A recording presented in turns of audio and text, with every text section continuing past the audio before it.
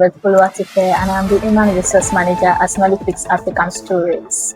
And it's a pleasure to welcome you to this special program organized by Nollifix African Stories. So, Elizabeth, Yes, would you mind telling the audience what this Nollifix African Stories is all about? It will be my pleasure. Nollifix African Stories is a creative platform founded by final year students. This started as a class CA, just a normal class CA that we all do in university. And we thought this could go beyond the classroom. This could go beyond just CAs, could go beyond continuous assessment. And since we had like minds, we loved it. I mean, it's a film and entertainment industry. Who wouldn't like entertainment? So we decided to take it from there. And yeah, here we are. Yes, Sean, is to connect young African creatives to global platforms while discovering their talents, creating opportunities for them to develop and go out there to the marketplace. And it cuts across all forms of entertainment, film, music, writing, as long as it's an African word. Exactly. So, and our vision is to build a strong and sustainable creative environment and ecosystem where African stories are not just told, right? But they are heard, they are valued, and recognized even at the global stage. Yes. And today we have a very important session. I know you almost be wondering what this book here is all about. This is Whispers of Life and Legacy. It's a play of revolution by Erin Folami Mayowa. And what we'll be doing today is analyzing this text, looking at it, and bringing to your views what we have in Africa, what the young creatives are doing in Africa. I must say this is interesting. Yeah, it's a wonderful piece. It is. I mean, it is. I agree. It's so captivating. I agree. It's it takes us back to what Africa used to be, and I don't even think we left it there. I think it is still. We are still doing it. Just not as intense as before.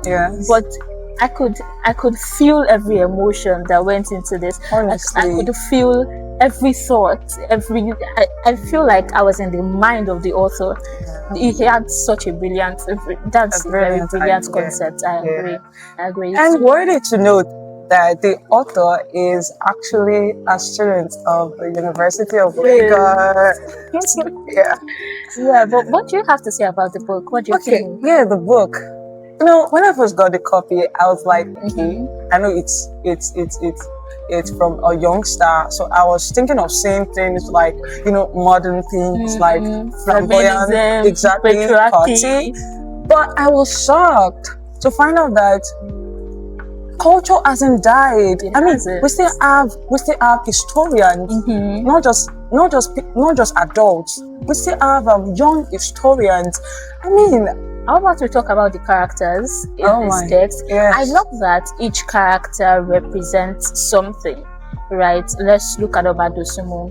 It represents the tyrant leader, those leaders that are just greedy. They just want something for themselves, not necessarily thinking about the community, not necessarily thinking about the citizens. What do you see in Obadosumu?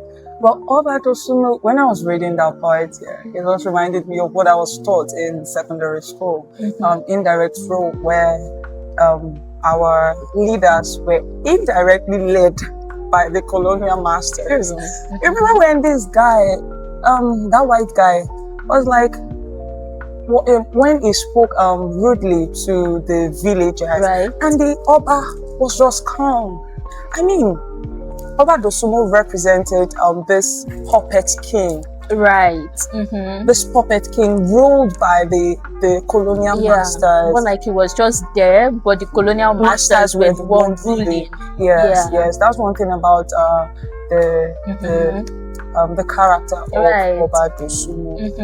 And then this guy, the young one, that has Following Shaw, Following the Shaw. one that was I killed. feel like I don't know. I really want to have a conversation with the author, because I feel like that is what the author would want to do if he was in Feromi's shoes. Yeah. Do you get?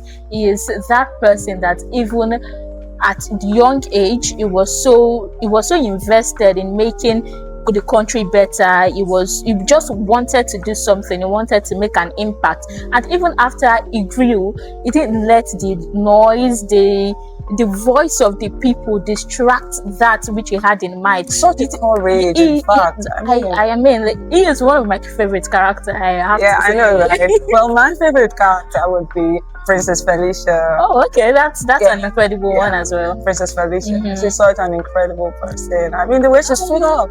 She was the only one that has an English name in that novel. Yes, only R. And I was also reading it, and I was like, was this an intentional thing or what?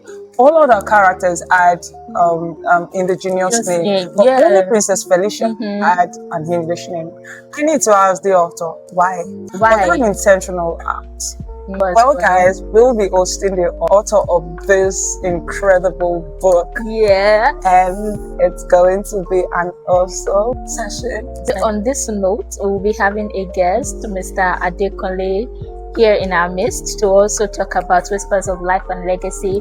Mr. Adekunle is a book critic. He is an intelligent and sound. He has an intelligent and sound mind, and I trust that you are going to enjoy him and have fun as much as we would. Watch out for part 2.